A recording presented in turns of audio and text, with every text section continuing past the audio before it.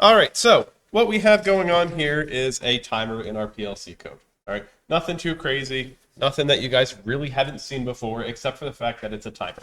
All right, just like we did with the counter, you can either use the question mark box at the top of the screen, drag it in, and in this case, you would use TON here for time on. All right, because we're doing on delay counter or timer right now. Or you could do it over here in the instruction panel, which isn't showing right now because I am online right now, so it's showing me other things. All right. But if you would click that instruction section right there, you can then click on the timer section and you can put one in. All right. A timer is just like a counter. When you energize it, it will start counting. Now, a timer will keep counting, where a counter only counts one every time it's used green. All right. Now, what we have here, as I've just kind of briefly went over, is we have a machine delay timer, all right, and it's currently set to 60 seconds. Up at the top, just like with our counter, we can see what our elapsed time is, all right, so it tells us how long that counter has counted for.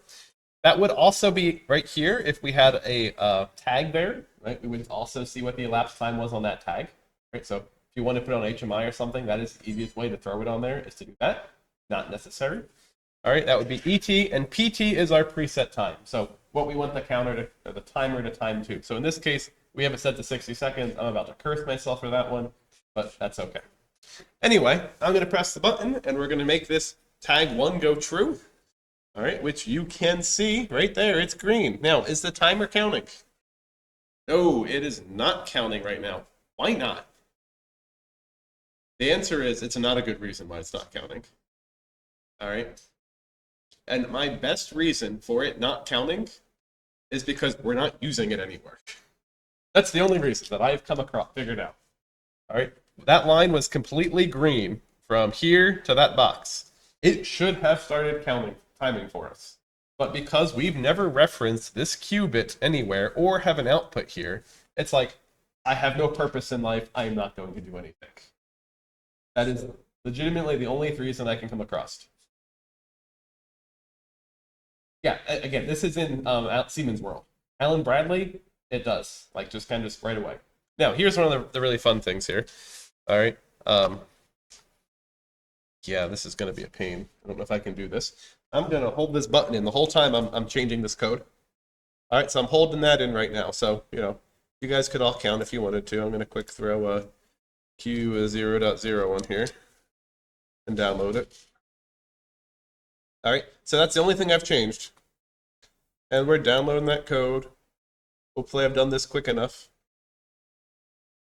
And boom, we're already up to 21 seconds. Instantaneously. It has not been 20 seconds since I put tag 2 on there.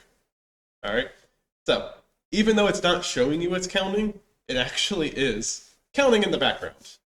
But because you haven't used it anywhere, you haven't given it a purpose yet, it's just like, nope, I'm not going to show you that I'm counting, even though technically I actually am counting. So you kind of have to be just a little careful about that. To me, it's a really weird situation to put you in. All right, but that is how Siemens timers work right off the bat. Yep. Yeah. So, as you can see, again, the elapsed time doesn't have anything going on with it because it's not required, and because yeah, it's just used to display the information somewhere else. Maybe you want to modify it or use it as a multiplication. You can put it there. You could also access the machine delay.et, and it would give you the same information. All right, but they're just showing it to you at the top here, just so you know, hey, here's the elapsed time of this timer right now. Okay? Now, hopefully you all notice when this timer reached 1 minute, A, it stopped counting. All right. B, as soon as it did that, that line went green and tag 2 is now on, which again, if you look at my actual PLC down here, you see a nice little green light down there saying, hey, here's that output that's on. All right. And with an on delay timer, you energize power. All right. So the timer becomes on. It delays and then it turns on the output. All right. As soon as I let go of this button, what do you think is going to happen? What? Well, it's already stopped counting. Yes, it will reset back down to 0 seconds. All right, and the reason being is it's not a retentive timer. We'll come back to the retentive one in a minute. But this timer by default is just an on delay. I realized I can't dispel machine, but that's okay. My point still stands. All right. Yep. Yeah, so if I press this button and it goes up, and then I let go, boom, it goes right back down to 0. All right. This is the on delay timer. All right. This is the one that you are probably going to use the most often. All right. Now, can you trick an on delay to act like an off delay? Yes. Can you trick an off delay to act like an on delay? It's not as easy. All right. So I'd say the on delay one is definitely going to be the most universal. It's probably also the one that you're just going to use the most often. It's like you want something to be delayed before it happens. That is going to be the on delay. So it's like, again, like before you turn the engine in your car on, you want the oil pump to pump fluid through for 30 seconds. So you would do like, keep your ignition in your car to on. That would start the oil pump and an on delay timer. That would wait 30 seconds, and then it would tell the car, time to try and start. And then the car would start. All right, so that would be your traditional on delay timer. Overall, I think it makes a lot of sense. Now, again, if you don't like this over here, which again, for me, I hate this. I hate having things up to the right of my timers and stuff because it's just not clean to me. It's like, oh, you have all this stuff, but none of that really actually directly controls the output. It's the timer that's directly controlling the output. So personally, I like to do a new rung, just like I showed you guys with counters. All right, and I would put tag 2 down here, and then I would type in my machine delay, and then you can see it's .in or .q. So when Q is done, so that's what I'm going to pick. All right, and if I were to download this, and let's for my livelihood here, let's make this down to 10 seconds so I don't have to hold it for another minute. All right, we're downloading. And you'll see this is going to work exactly the same way, except for now it's 10 seconds instead of 10 minutes. All right, so if I press and hold the green button, Mississippi to Mississippi. You can also see roughly how quick the screen is updating. So if you actually look at the timer values and compare one to the next, you can see there's about 300 to 400 milliseconds between them. All right, that's why I told you, was able to tell you guys earlier, Smith, that it's about 3 times a second the screen gets refreshed because of me watching timers. That's the only reason I know how quick it happens. So that is my preference on how to do the outputs again.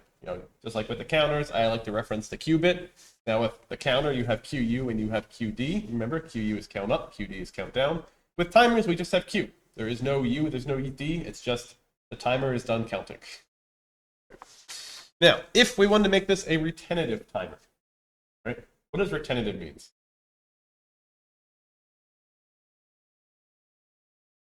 Okay, what does it mean to have retention? To keep. All right. So if a retentive timer is to keep, that means it doesn't forget its count. All right. So right now, remember, if I press this button, counts to 1 second, I let go, we're back to 0 instantly. All right. Now that could be a good thing for you. Maybe you have a vibration sensor on a motor, and if it's like if that motor vibrates for more than 10 seconds, we need to throw a warning flag up saying that something's off balance. So you don't want it to remember. It's like 10 seconds in a row. If it's less than 10 seconds, I don't care. Don't warn me about it. All right, and there supposedly was a large company, and this was a story passed down to me, that had a vibration sensor on something, and it kept tripping, and this guy kept getting called back to fix the system. And so finally, they're like 2 in the morning or whatever, looking at the system, going like, why does this thing keep triggering? And he realized that PLC code never had a buffer time on that vibration sensor. All right, and because of how the system works, just like this, he couldn't add a timer without shutting everything down and putting a timer in and turning the whole system back on. All right, because there was no timer for him to add. This was before the logic that we're using now, so PLC.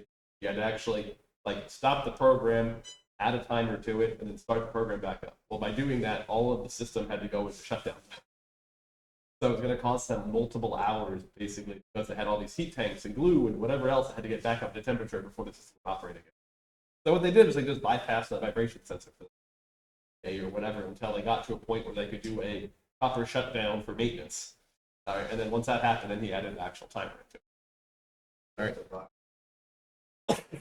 Speed switches, yeah. So like this one, I can't just change 10 seconds. I can't say modify this. There's no option. All right. So if I want to change this, let's say 30 seconds now, as soon as I type 30 seconds in there, boom, look, it took me offline. So now I have to re-download. Now I will say Siemens is pretty good that this download, right now this is still running. So if I hold this for 10 seconds, 8 Mississippi, 9 Mississippi, 10 Mississippi. There we go.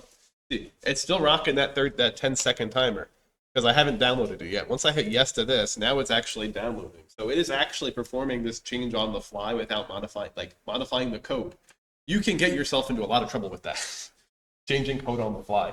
Alan Bradley, there's actually a modify while online option, which again can get you into a lot of trouble because if you don't test your code ahead of time and you change something that's like ignore this proximity sensor and you pick the wrong one, all of a sudden that thing just keeps booking it down the end of the conveyor belt or and it's like keep the motor spinning even though you're at the end. It's a hard stop. You now just burned out your motor because you said, oh, I was supposed to change proximity sensor 3, not proximity sensor 2. So you do want to be extra careful anytime you're changing things while they are online. So you really want to test your code before you change anything major. So, but anyway, to make this retentive, I'm just going to double click on TON. I'm going to make it TONR. That now adds retentive. Notice what it added. What did it add? It added a reset. Yep. So now we have this R right here in the middle. All right. So that is your reset line. Because when we release power, it doesn't automatically forget. We now have to have a way to tell it to reset. Right. So there's going to be a reset. In the world of Alan Bradley, sometimes that comes as a little output that's an R that you would say machine delay over. All right, so that's how you might reset it in Alan Bradley world. So again, there's a lot of small changes from one company's software to another, all right? But for the most part, everything does act the same.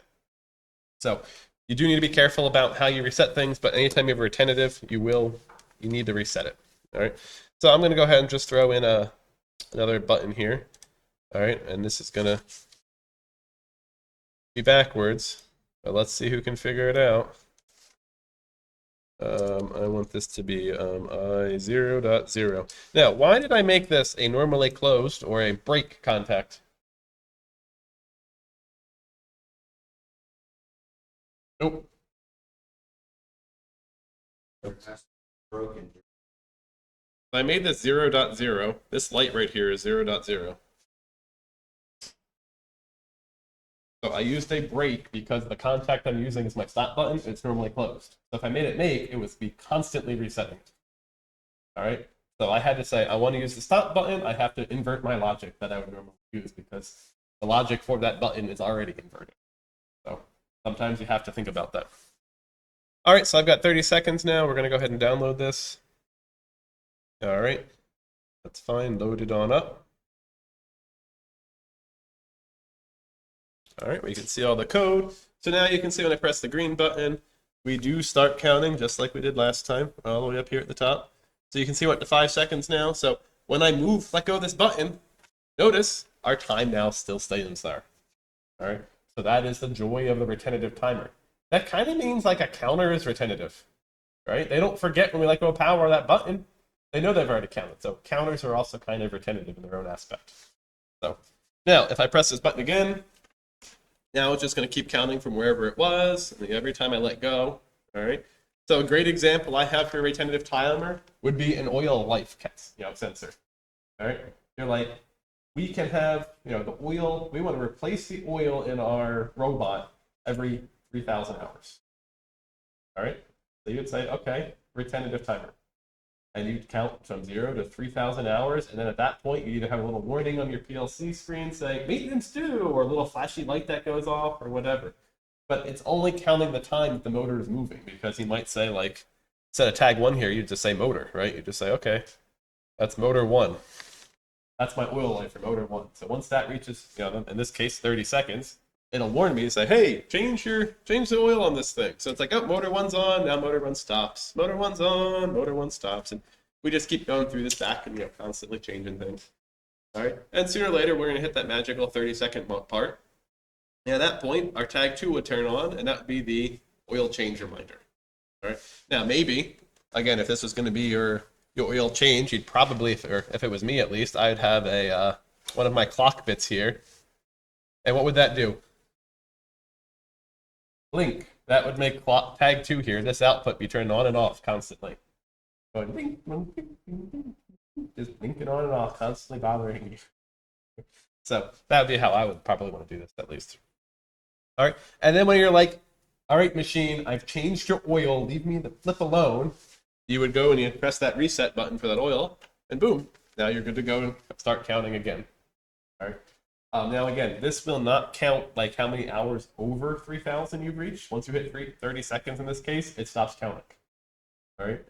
Maybe you want to know how many hours passed. Not you. Maybe your boss does. Your boss is like, why aren't they staying up to date on these oil changes? There's 3,000 hours passed. All right. So you might have to be kind of careful about that. The other thing is, you will sooner or later hit a limit on the counter or the timer. All right, for how big it can count or time to. All right, let's try to see if we can figure out what that magical number is.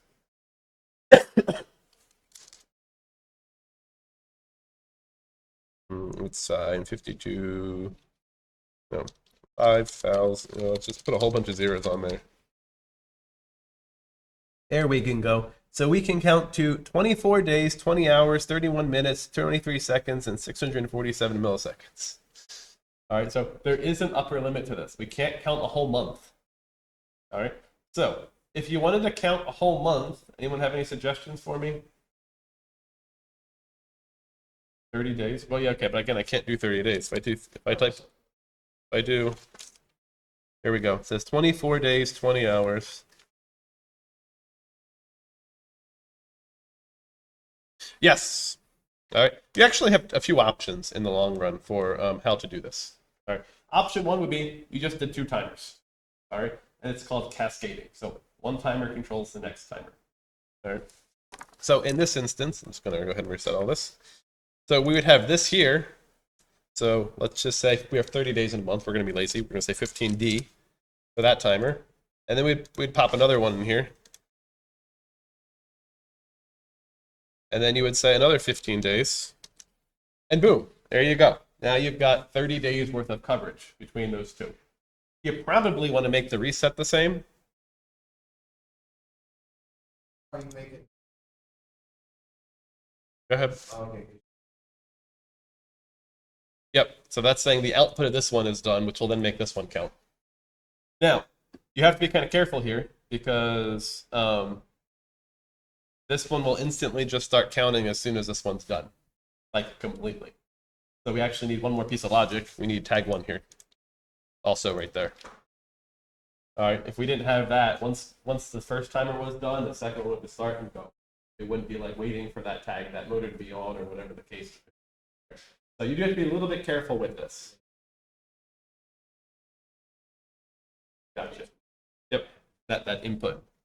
So that's option 1. All right. Another option would actually be combining a timer to a counter. All right. So instead of doing it this way, what I'd be very tempted to do would be to say timer 1, when it's done, make that an input to a counter. I guess let me go ahead and quick just do this for nice funsies here.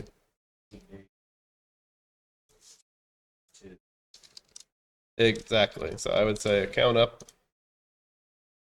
That's fine. We're going to make this again like 5 seconds. All right, I'm going to make this, yeah, and then preset value might say 31 days. There we go, or 30. So now every time this one finishes, it counts this. All right, and now to reset this though, we would actually want to make this our counter. And I'd make it the CU, the count up bit.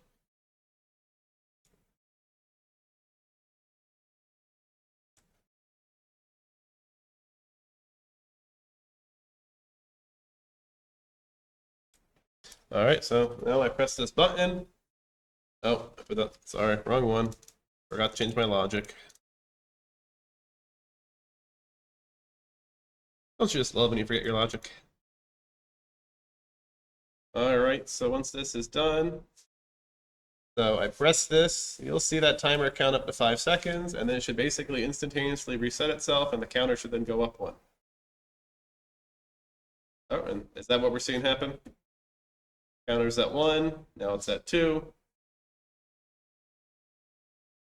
Yeah, so again, if we look, counted value right here, time's right there. All right, so you'll never see this go above 5 seconds.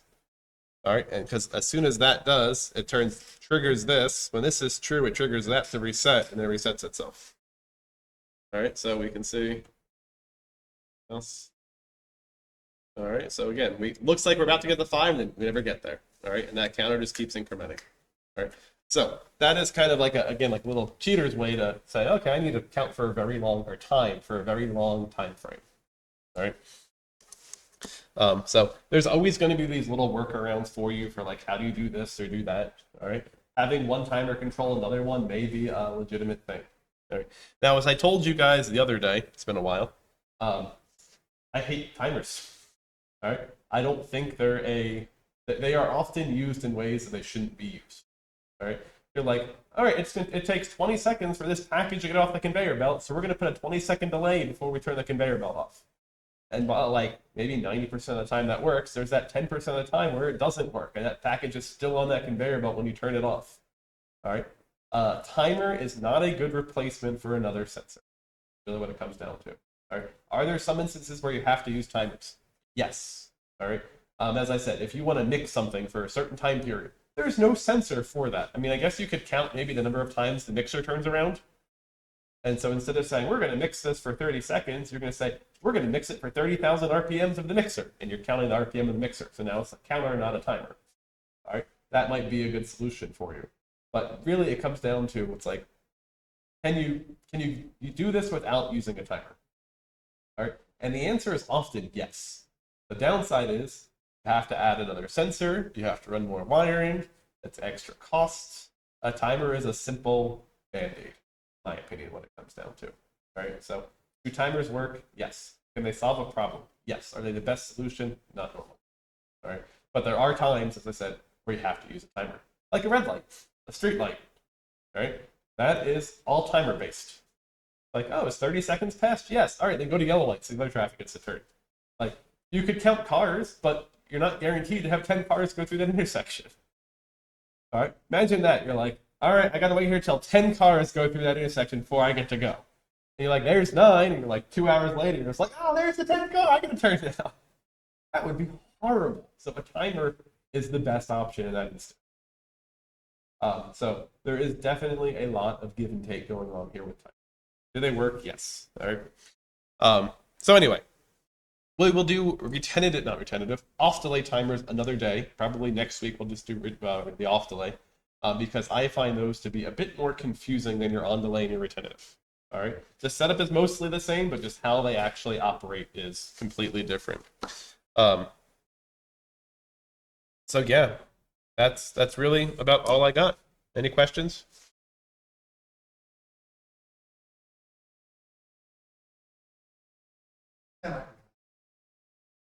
So you would need to have another output. Actually, no, you wouldn't. Oh, so you want to make this latch. All right. So you could actually come down here, go up, and you would say machine delay dot in. Now that would latch and never unlatch. Oh, what's going on here? Let me go ahead and download that. So once I hit that tag 1 button once, that will send power to in and will become true, and then we latch around it. So it will not stop once we hit that button. All right, so I can press the green button, boom, and now you can see that that machine delay.in is true, and it's just going to keep counting and counting and counting. All right. Now, again, if we put a stop button right here, if I would just throw my tag 2, tag 3, my tag 3 in there, now I have a stop button just like you would in a normal latching circuit.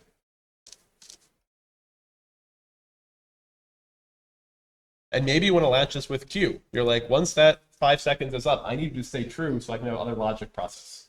So you might want to latch it. With a retentive, it's not so much of an issue because once Q is done, which is kind of interesting. Let me get rid of this reset and I'll show you that. Download that again.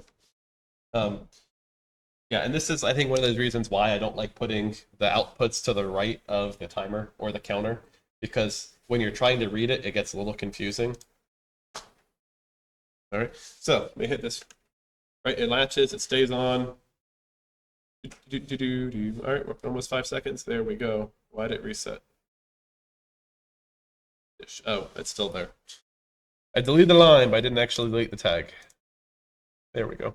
Let's try this again. All right, so I press start. We get up to our magical 5 seconds in 3, 2, 1. There we go. Right, Q makes sense to be on, right? We follow from the left to the right. It's green through here, green up, box is green. We go out, we had our output over there, it would be green. You'd be like, awesome, it's on. But as soon as we hit that stop button, and A, is in true right now?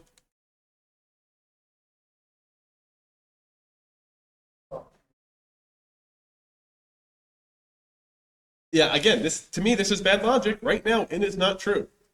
It is not getting power to in, yet according to this symbol right here, in is true. Like, no, logic is wrong there. But anyway, you can see, even though we're not getting power to the timer block itself, notice how Q is still green afterwards. And again, I think this is why I don't like having the outputs over there, because if you're following the green line, you're like, yeah, but there's no green to the left of this. Why is that true right now? Well, you have to remember, well, the timer has counted, it's done its job, retentive, it remembers. So, little give and take going on is all it comes down to. So, you have to make your choices of how you're wiring these things and where you put your stuff. So, all right, any other questions for me? All righty, that's the end of this lovely video then.